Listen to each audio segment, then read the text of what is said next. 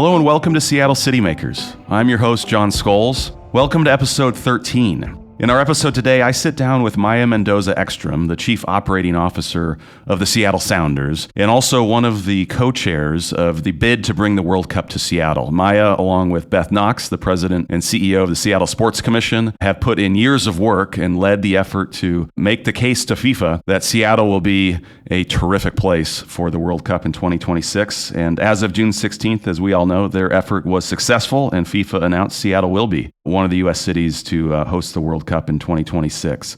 Maya gives us a bit of insight into what went into the bid and what we can expect when the biggest event in the world comes to town.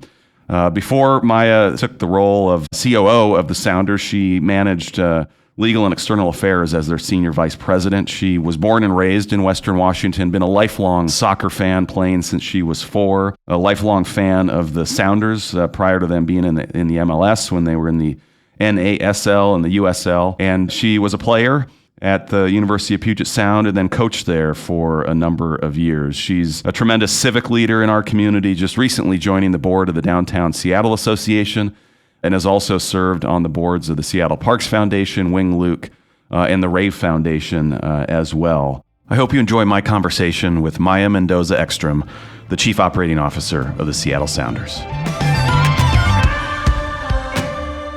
Thanks for agreeing to do this. Yeah, no problem. I begged you. Strong-arming me. Yeah, and then you were successful in landing the World Cup. So there you go. Then we had something to talk about. Timely, I know. Yeah, so I want to spend most of our time talking about that. Let's do because it. you co-led the bid with your partner in crime, Beth Knox, who was a previous guest on the episode on the podcast. She's a hard act to follow. So we talked a little bit about the World Cup with her, but that was before it was official on June 16th. June 16th, almost to the day of the stadium passing, the referendum passing. It was 1997, right? So 25 years and 1 day. Oh wow! I should know that chapter and verse. And but yeah. part of the thinking about the design of that stadium is one day we could bring soccer here. Yeah, Lumen Field's interesting that way because it was the first NFL stadium in the country that was built with standards sufficient for soccer. Right. And the lead architect actually had been the lead architect on the retrofits of the stadiums that were used in 1994, and so was a FIFA certified architect.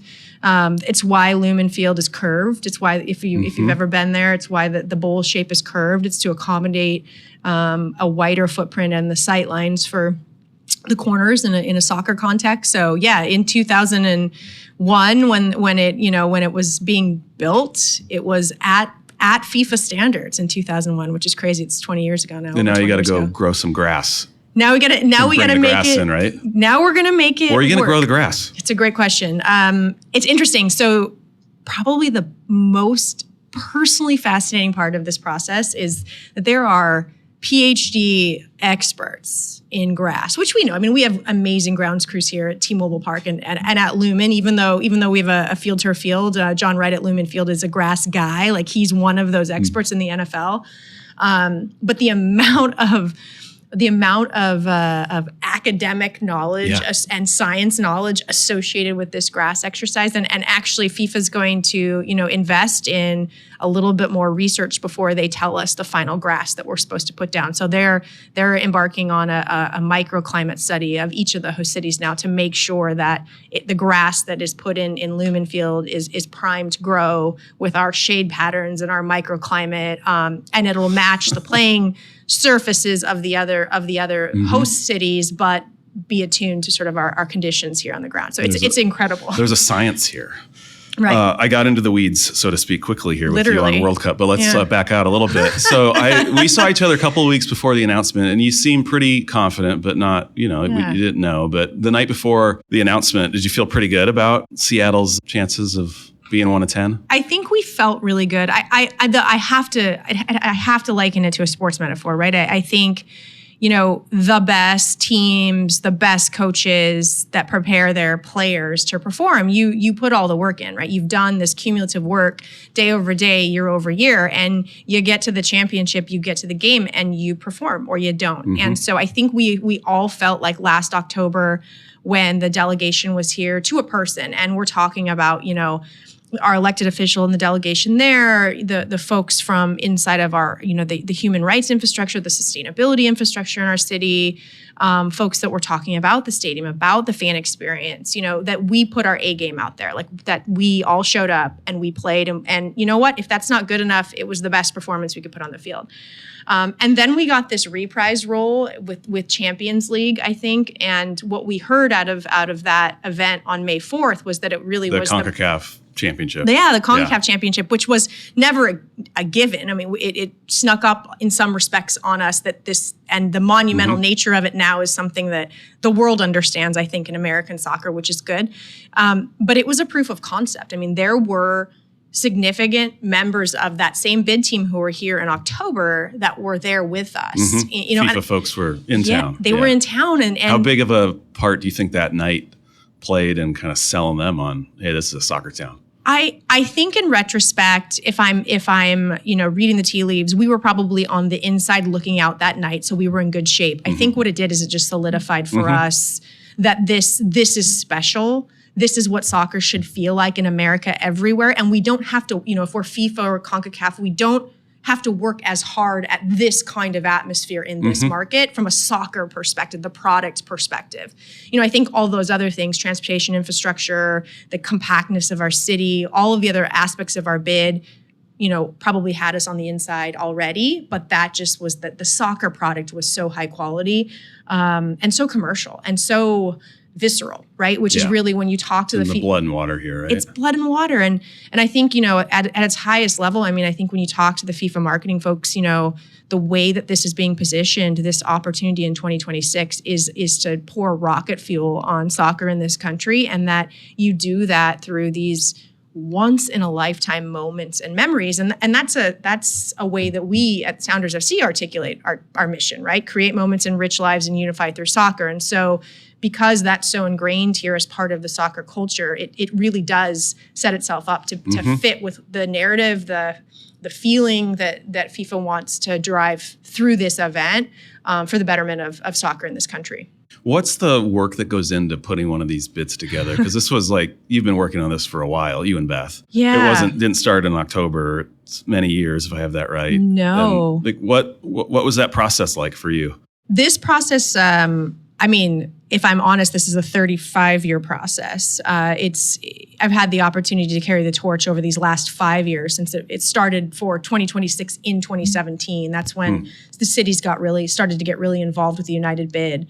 But the first failed bid in Seattle was in the late 80s to bring the 94 World Cup here, and we didn't have a venue. That was the biggest single. And David, right? Your dad was involved in that. My dad bid? was one of the chief architects of that bid. It's funny. I have one copy, physical copy. There's another copy at the U.S. Soccer Library or the Hall of Fame, but I have a copy of that bid book. It's in a 3-ring binder, and it's just. It has been something to just reflect on and look back on as we've gone through this process to remind. Is there anything ourselves. that you carried forward, or was Seattle so different in the late 80s from today that, what was being pitched then wasn't relevant to the bid today?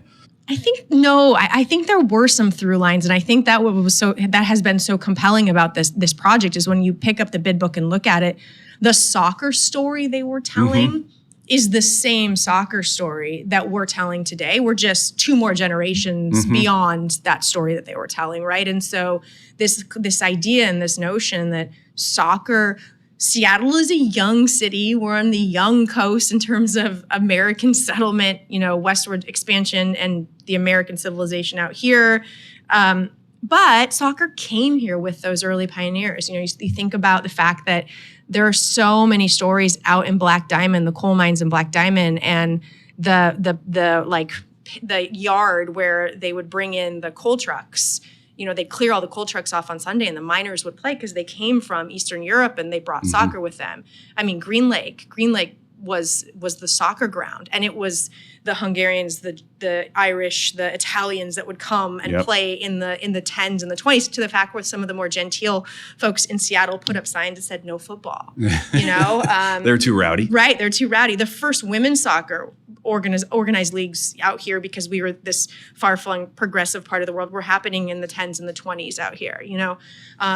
School soccer started in the 20s and the 30s out here. And then you look at sort of organized youth soccer, when we look at sort of the infrastructure that developed here in the middle part of the last century, 1960s is when Washington Youth Soccer started. Washington Youth Soccer is over 50 years old.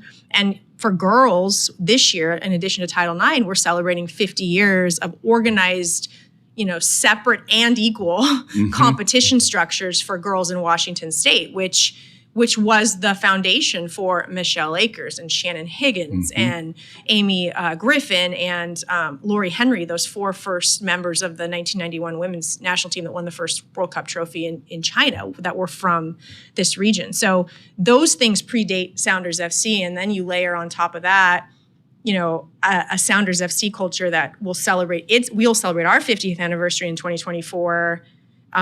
Those underpinnings were part of that initial bid too. We're just now, 30 years further down the road. Yeah, the infrastructure and culture has been here for quite some time. Yeah. Very long time. For folks who aren't super familiar with the World Cup, and I know you've gone to a few women's World Cups, right? What should we expect when it comes to Seattle? I know we don't know how many games we're going to have yet or which games. So what's it going to look like? What should we expect? And then where do you come down on, do you want more games or do you want deeper games? What do you think for a fan or for the city in general is the better? I think if you're not a soccer person or you've never been to a World Cup, you have no idea how massive this event is. I think there are fans who will mortgage their house and cash in their life savings to travel to the event. And that doesn't even include the fact that they probably can't afford a ticket. They just want to be there when their team is in this event. This will be the first event that's 48 teams. So this year in Qatar, there are 32 teams. This will be the first time it's expanded to 48, which means that there will be a minimum of 7 teams from Asia coming into this market, which is unique for the Pacific Northwest to sort of think about our positioning sort of in that global context. There will be more teams from Africa. And again, first timers who will be participating in this event for the first time. And that opportunity to see your national team play. I mean, we saw what happened in the playoff with Wales. For anybody that saw Gareth Bale, who's now coming to MLS to play for our rivals down in LA, they haven't qualified for the World Cup in 58 years, and so it's meaningful, it's impactful even for small nations across the world. So that kind of energy where you could just get an influx depending on the games you get. And I think that's something unique about Seattle too, because one of the other things you often, you see, and one of the things we really wanted to do when this announcement happened is make sure that when people from around the world are going, oh, I want to go in 2026, and they're starting to look at cities, that Seattle is one of those places they can't miss. Like, they're going to go follow their team, but if I'm going all the way to the United States, where are those other places I want to see, aside from Disneyland and the Statue of Liberty? And we want Seattle to be that place. And there are a bunch of World Cup goers who travel that way too, right? And so it's this combination of, you have no idea because it's the biggest event on the planet. It's going to be the biggest version of the biggest event on the planet. And even the lowest ranked games, like a 3-4, well, in this case, it'll be a 2-3 because there will only be 3 teams in a group, but the 2 seed and a 3 seed in a group that's, in this event, Denmark and Tunisia, right, in Qatar, will still garner, 200 million eyeballs from around the world on television. That's like a big Super Bowl, right? So if we get 4 games, you do the math. And the governor said this, right? I think he realized 1 billion eyeballs focused on Seattle and Washington State. Yeah. And that's not even counting the people that come here to experience the event. I really hope, and I'm really hopeful that we'll get a quarterfinal. We got a quarterfinal for Copa in 2016, and it was amazing. It was so much fun. It was United States versus Ecuador. Yep, I remember that day downtown, just people crazy, everywhere. Right? Yeah, it was great. And that's just a little taste because, the stadium would be packed on a dish, right? So we had, I think, 45-ish, 46,000 fans in for that game, which felt raucous and fun. But imagine, MLS Cup 2019 or CCL Final 68, energy, 69. right? And just people walking, and just the colors and, and there could be people that are, again, at that stage knocked out of the tournament. Their team is, but they're just here for the spectacle, or they extend their stay to party really for that match day. So I hope we get a quarter because I think this city will show up and show out. And I think, there's nowhere else in the country is as beautiful and perfect as Seattle in the summertime, right? So well, and Beth, when she was with us, talked a little bit about how walkability was so important to their decision, and some of the FIFA folks, wanted to see for themselves. And hey, we're going to walk from Lumen to dinner, or the Spheres reception that you all pulled together. Yeah. And I think we showed off pretty well that weekend, if I remember, weather-wise and otherwise, in October. It was a sunny Halloween. Yeah. As much as I was the pariah, the mother who missed Halloween, which is my favorite holiday with my kids, I did deliver sunshine for them. So I feel like the universe balanced us out there a little bit. And delivered the World Cup. When will we know about number of games, which games? We're not going to know probably. We won't know which games until the official draw, which will happen right in the year prior to the event. So we'll probably know sometime in between late 23 and 24 the number of games we're looking at. Those are sort of essential factors when you're thinking about building a budget. Are you planning for 5 Super Bowls in your city or 4 in that month period of time? So we'll start to get some of those pieces, we think, at the end of next year. Obviously, the entire operation, while there are folks already dedicated to 26, the entire operation in the world's going to look to Qatar later this year, because there is a World Cup this year, and it'll be when that one ends that we can start looking ahead in earnest and sort of thinking about all of those details. And I think one of the things that we also have to remember are that even though those match details are really valuable and important, we'll be operating a fan fest, and hopefully multiple fan fests in neighborhoods across the city, across the state, for a month, 25 days, of activity at the waterfront, right? For example.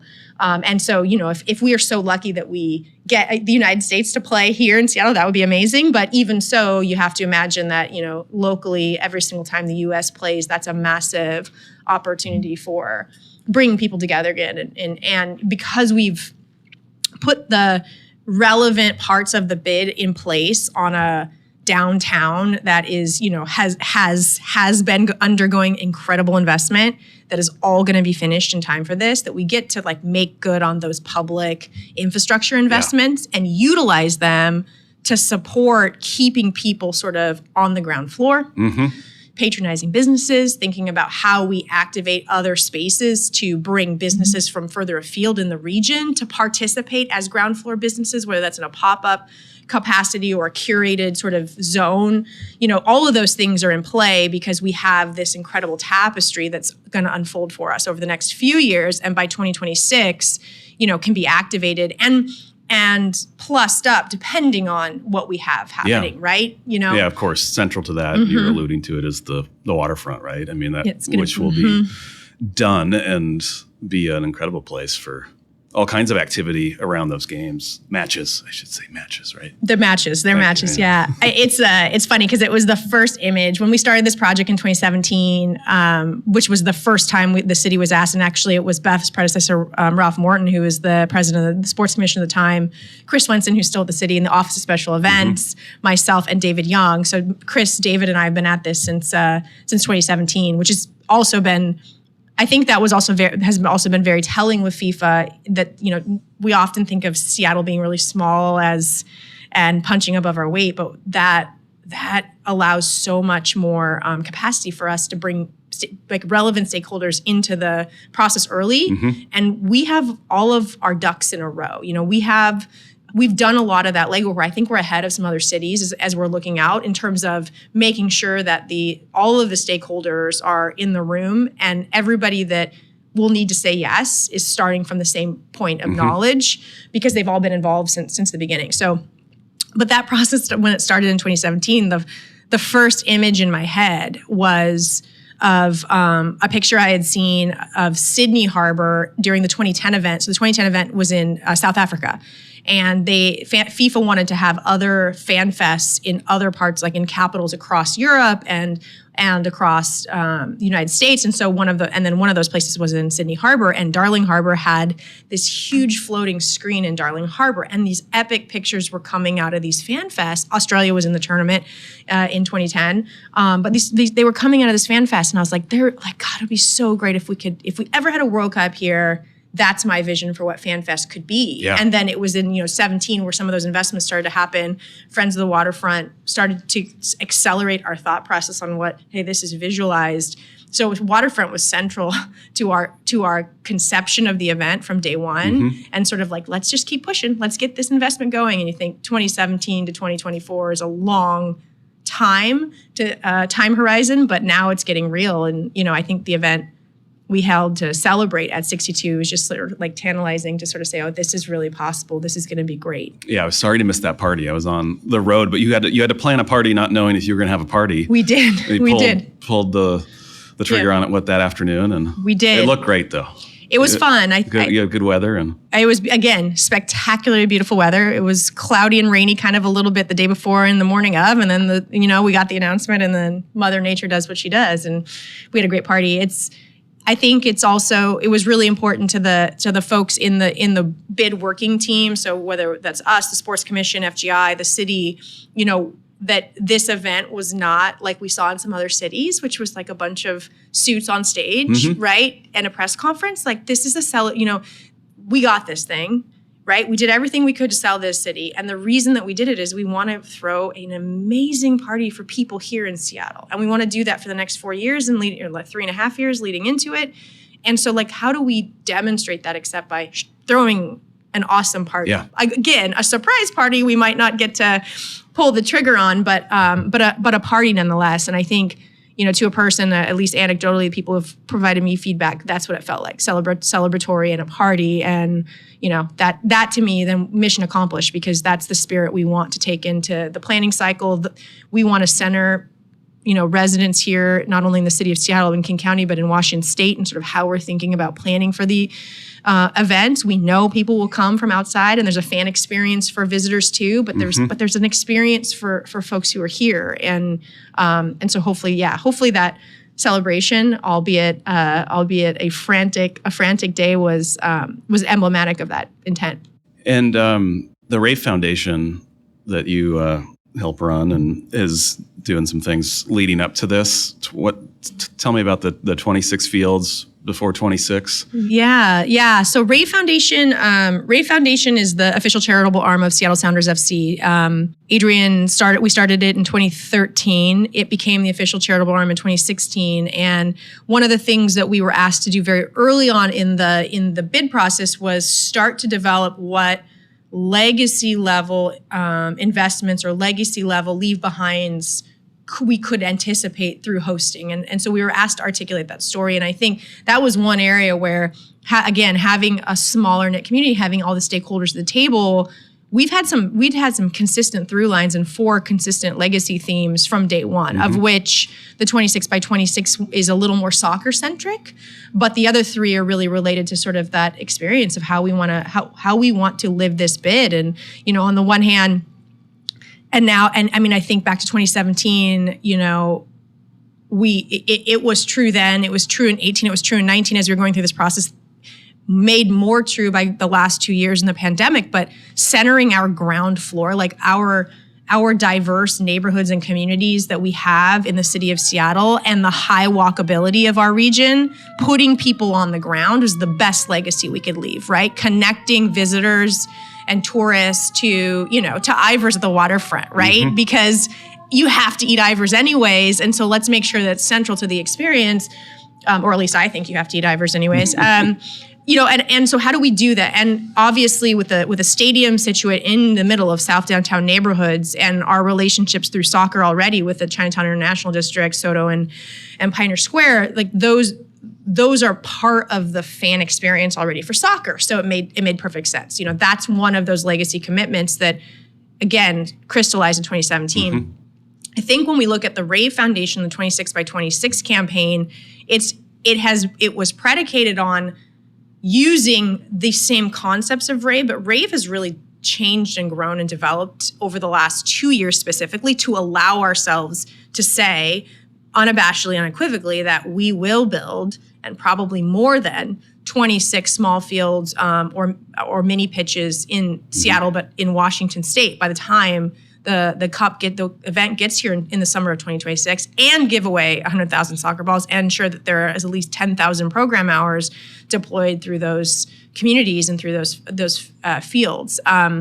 Rave is really about this fundamental belief that play is human and it's every child's right, and that joy is a health outcome, which we steal unabashedly and with great respect from Dr. Ben Danielson, who's a partner and advisor on our campaign. Because as I think the last 2 years that we've shown is how important physical activity is for social, emotional, physical health for kids, that just getting to be a kid is so valuable. And there are so many ways we can do that. Soccer's one of them. And we know that, I think every single time you put a ball in a kid's hands, it doesn't matter what kind of ball, they smile and they start moving and they know immediately what to do with it. It's the most intuitive thing in the world. And if we use this campaign to tell a story that we're not done, and what the World Cup really ought to be doing is ensuring that every single one of the 1.7 million kids under the age of 18 by the last census count in the state of Washington live within an accessible distance of a place to play and have at least one ball to play with. That's the story we're really telling through this campaign. And 26 is awesome, and it's a great goal, and it sounds good on paper, and it's achievable, but it's really that larger story that this event should galvanize. What keeps you up at night as you think of bringing this to Seattle? Oh man, I think that we will get it wrong if we don't center the people who live, work, and play here daily in our design and our execution. We will get it wrong if we don't take the incredible opportunities, that we will have, because we don't have to focus on building physical infrastructure in a country like the United States and not think about sort of the systems and people infrastructure. I think one of the things that Beth and I talk a lot about is, and I think the city as well, is what is the legacy of the event planning enterprise in the city of Seattle through something like this. Like, let's not go through this huge exercise and then have to reinvent the wheel, because if you can do this, you can do anything. And what does it open up for us to go bid on other events, right? Obviously I have a pecuniary interest in all soccer things and I care about all soccer things, but if we're really being thoughtful about what that legacy of the leave behind is from this event, it's not a soccer pure legacy. It's also the infrastructure to pull off, major events like Rugby World Cup, major events eventually, hopefully like a Super Bowl, hopefully the World Series at some point in my lifetime, and that's the work that we also need to be focusing on and doing. And I think there are amazing partnership opportunities for us to bring new resources to bear for these kinds of events, because there is something like this human rights regime and mechanism at the center of this bid, which is new for FIFA.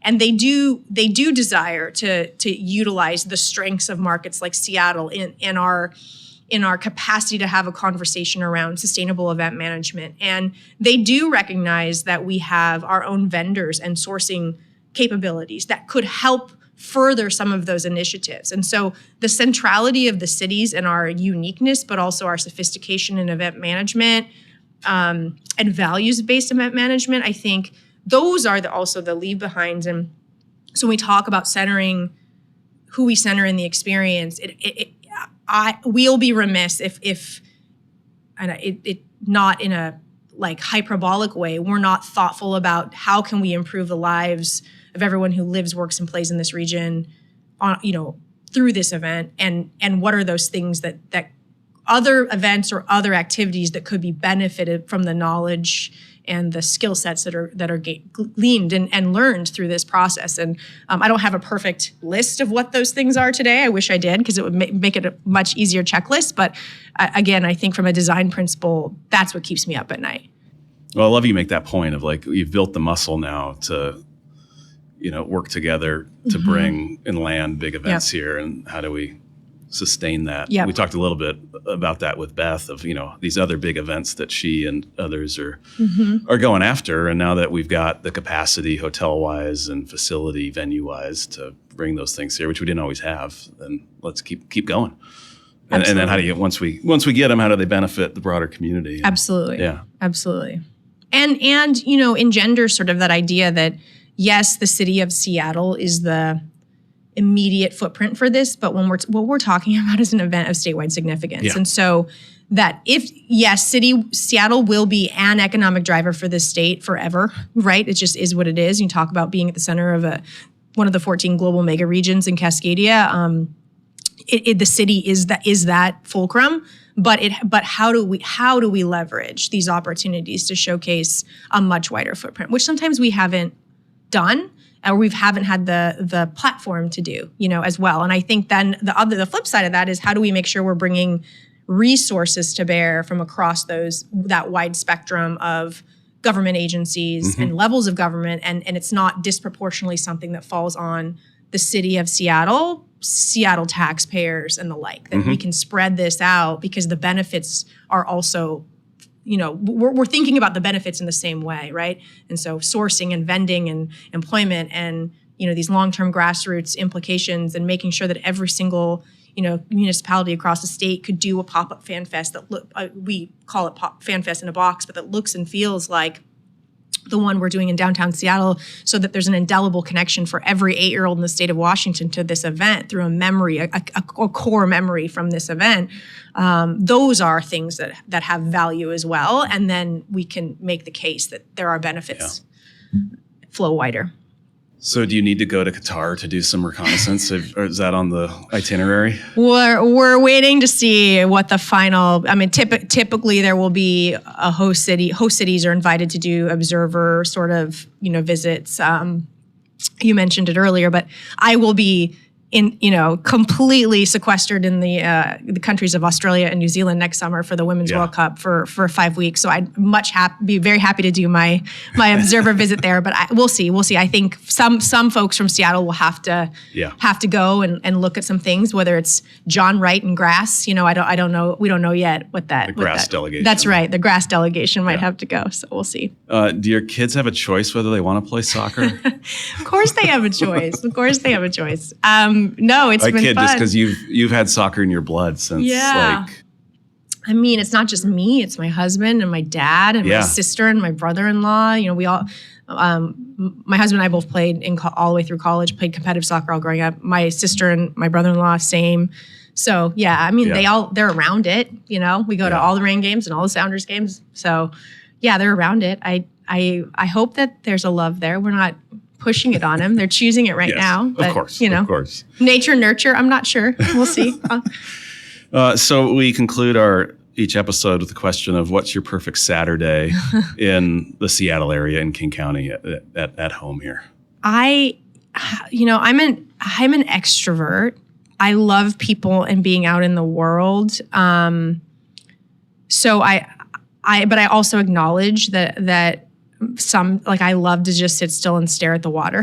So I have sort of these two competing notions in my head, ambivert, that's what I say. Ambivert. Yeah. I think that's what that is. I don't know. We live south, so we live like Beery and Normandy Park area. And so, there's nothing better. And the same place that I grew up. So there's nothing better for me than like sunny day at Normandy Park Cove, which is this little beach, and, literally coming with everything for the day and hanging from mid-afternoon till like when the sun goes down after 10 p.m. at night, and the kids falling asleep on the walk back, like in the buggy to that's a great day. But I also I've loved the return of so many events to Seattle where I can be at like a Sounders game, a Storm game in the same day. That's really fun. I didn't do the quad with the Mariners and the Sounders and Rain last weekend, but that would be like my dream day. One day is to hit like 3 different venues, which is now possible. Because that would be really fun. So I've done a lot of doubles, but it'd be really fun to do. I think that'd be really fun to do. That's a good day too. We're blessed with the teams that we have, and great to have the Rain back in town too. Yeah. Well, thank you, Maya, for finally coming on the podcast. No, but in all seriousness, thank you. And for what you've done we didn't talk about your leadership, obviously, with the Sounders. You got a day job beyond bringing the World Cup here, but it was timely to kind of dig into the World Cup because the city was so excited. I was in Colorado, but I felt it from Colorado on the 16th when we had the announcement. And I think that excitement's only going to build for what will be an incredible event. That's our job and now. Lead up. That's our job well, now. You all have done such a good job of just the engagement of the community around the team and the brand and the sport. And there's not a city or team better positioned, I think, to be a host for this in the U.S. than. Well, you are singing from my songbook. Create moments, enrich lives, and unify through soccer. It's a simple mission, but we mean it. Yeah, I can't wait to see downtown come further alive in 26, the waterfront, and all of that. So it's going to be great. So thank you. Yeah, wonderful. Thanks for having me.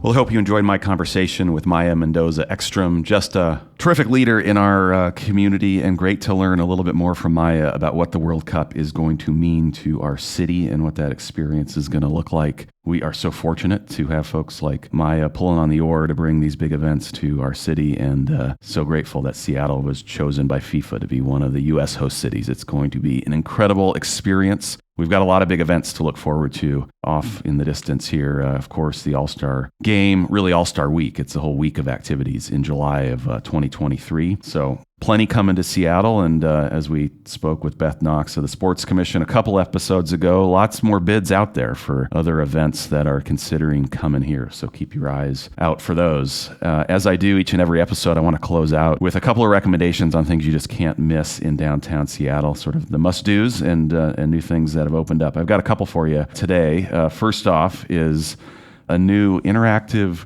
dinosaur exhibit, full-size, life-size dinosaurs down in Soto off Occidental. It's the Dinos Alive exhibit, and you can go to dinosaliveexhibit.com for more information, but this looks super cool. 80 life-size animated dinosaurs, a great family-friendly event and attraction running through July. They say the visit time is about 45 to 75 minutes, and all ages are welcome. Tickets start at $20, and kids under 3 do not need a ticket to attend. So check out dinosaliveexhibit.com. And another thing I want to make note of is another Victor Tavern by Ethan Stoll just opened last week down at 2nd and University in the 2&U project, which was developed by Skanska. Super cool project with great public spaces and connections to alleys. And I haven't been to the new Victor Tavern just yet, but it looks like a great space. And if it's anything like the first one Ethan opened earlier this year over at 6 Eleonora, it's going to be terrific. I've been spending a lot of time at the 6 Eleonora location. Great food, great drink, great environment to connect with colleagues and watch a game and everything else. So check out the new Victor Tavern down at 2nd and University. And then finally, the Downtown Summer Sounds concert series presented by the Downtown Seattle Association officially kicks off this week, July 5th. First concert in Westlake Park. We'll have nearly 40 concerts throughout July, August, and early September. A great lineup of lots of local acts from Fly Moon Royalty to the Smoky Brights and Warren Dunes and Hit Explosion throughout parks and public spaces in downtown July, August, and running in through early September. And we'll be having a few of these on the rooftop deck at the Hard Rock Cafe over there between 1st and 2nd Avenues on Pike. So a new venue and location for us that I think is going to be a lot of fun. So check out downtownseattle.org for the full schedule and lineup for Downtown Summer Sounds. Thanks again for joining us for this episode of Seattle City Makers, which is presented by the Downtown Seattle Association with support from James Cito and production by Spark Creative.